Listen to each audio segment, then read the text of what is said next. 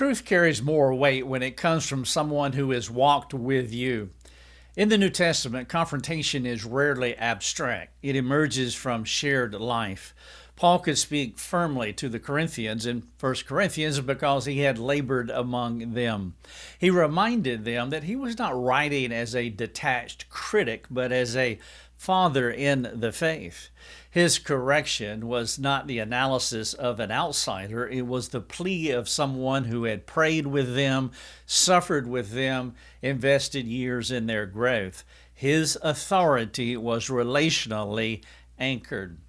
Likewise, the exhortation in Hebrews assumes daily proximity. Exhort one another every day is not a distant instruction.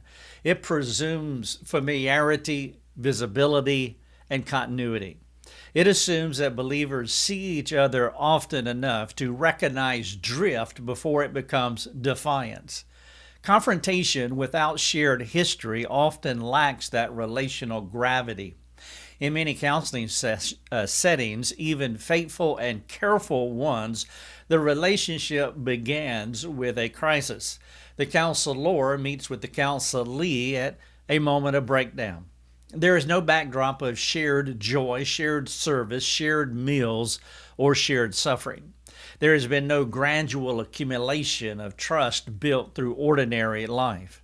The bond may form quickly, but it has not yet been tested by time, which does not invalidate the conversation. I'm not saying that. However, it does change the weight. A correction spoken by someone who has observed you over the years carries a different force. That person has seen your strengths and weaknesses. They have watched your patterns unfold in public and in private settings. They have seen you succeed and fail. Their appeal to repentance feels less like clinical analysis and more like loving concern grounded in lived knowledge. Distance can unintentionally weaken that dynamic. When soul care occurs at relational arm's length, outside daily church life, outside ongoing fellowship, the counselor may speak accurately, but without the reinforcement of embodied history. The counselee can receive the words, they can evaluate them, and if uncomfortable, they can disengage. The relational cost of resistance is low because the relational depth is sin.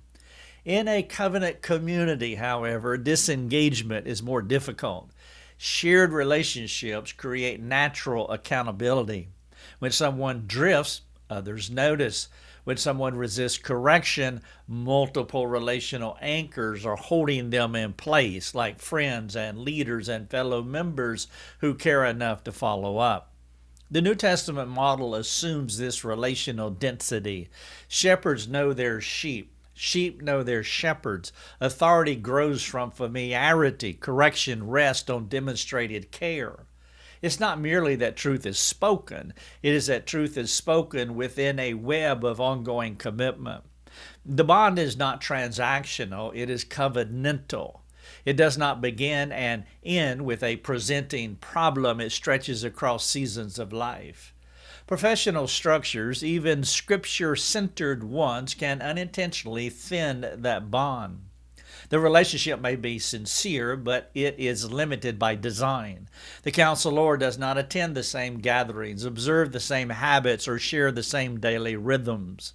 There is no shared memory of faithfulness or failure to reinforce the appeal. The question is not whether truth is clear. The question is whether the context strengthens its reception. Reform does not discard confrontation, but it does seek to situate it where Scripture situates it, within shared life, shared commitment, and shared accountability. Truth carries weight when it comes from someone who has walked beside you long enough to know both your struggle and your story.